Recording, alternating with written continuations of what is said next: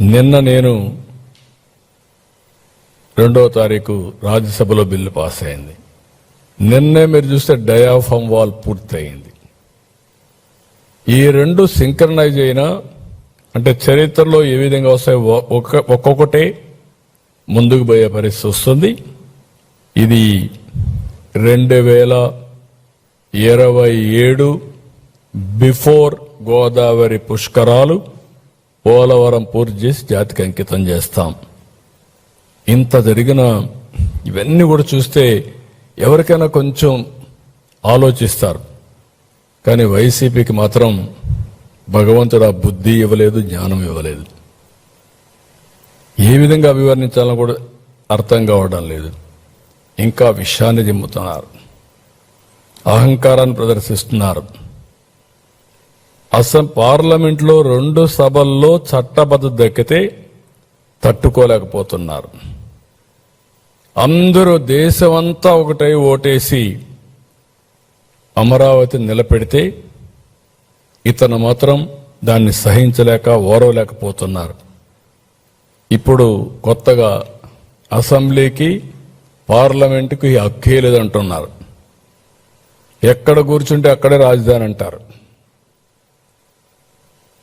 ఈ తిక్కకు పరిష్కారం ఏంటో నాకైతే అర్థం కాల. ఈ తిక్కనాలనా ఏమనాలి? ఏంటిది? దీని పరిష్కారం ఏంటి? సాక్షాత్తు పార్లమెంటు ఒక చట్టాన్ని చేస్తే చట్టాన్ని అమలు చేయవలసిన రాజకీయ పార్టీలు పార్లమెంటుకి అధికారం లేదు, మీరెవరు చట్టం చేయడానికి అంటే నేను వస్తే నేను అధికారం వస్తుంది, నేను మళ్ళా ప్రజలు మోసం చేస్తాను, నేను అధికారం తెచ్చుకుంటాను, తెచ్చుకున్నప్పుడు నేనేం చేస్తాను చూస్తారు అని బెదిరిస్తే ఏమనాలని అడుగుతున్నా. ప్లాన్ ఏ, ప్లాన్ బి, ఈ రెండు చూసినప్పుడు నాకు అనిపిస్తుంది ప్లాన్ ఏ మొన్నటి వరకు 3 రాజధానులు 3 ముక్కలాట్లు, ఇప్పుడు ప్లాన్ బి. ఈ ప్లాన్ బిలో ఏం చెప్పాలనో మీరే చెప్పాలి. ఆ పేరు పలకాలంటే కూడా నాకు ఇష్టం లేదు. అదే చెప్తాను మావిగానే, అది చెప్పడం నాకు ఇష్టం లేదంటున్నా.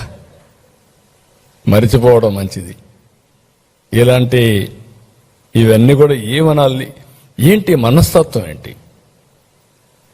నాకు అంతుపట్టలేదు, మీకు అంతుపట్టిందా? ఈ మనస్తత్వం మీకు అంతుపట్టలేదు, ప్రజలకైనా అంతుపట్టిందా? ఏంటి ప్రవర్తన? ఏంటి ఇలాంటి వాళ్ళు రాజకీయం చేయడం ఏంటి? మనందరం కలిసి ఏ విధంగా ముందుకు పోతాం? నాకైతే ఒకప్పుడు అందరూ అంటారు సైకో అంటారు, లేకపోతే ఇతనికి రకరకాలుగా మాట్లాడతాను. నేను ఎన్ని మాట్లాడదలుచుకోలేదు. ఈరోజు దేశమంతా పార్లమెంట్లో మనకు సపోర్ట్ చేసి ఈ రాజధాని రావాలి, అమరావతి అభివృద్ధి కావాలి, ఆంధ్ర రాష్ట్రం బాగుపడాలి, దేశ అభివృద్ధికి కూడా దోహదం చేయాలి అని వాళ్ళందరూ మాట్లాడి యునానిమస్గా అమరావతికి సంఘీభావాన్ని తెలియజేశారు, అమరావతి నిలబెట్టారు. వాళ్ళని తప్పుపడుతున్నాడు. ఏమనాలి నాకైతే అర్థం కావడం లేదు. అంటే వాళ్ళంతా ఏమీ తెలియని వాళ్ళు, ఈయనొక్కడే తెలివైన వాడు. ఇలాంటి మాట్లాడే పరిస్థితికి వస్తున్నాడు.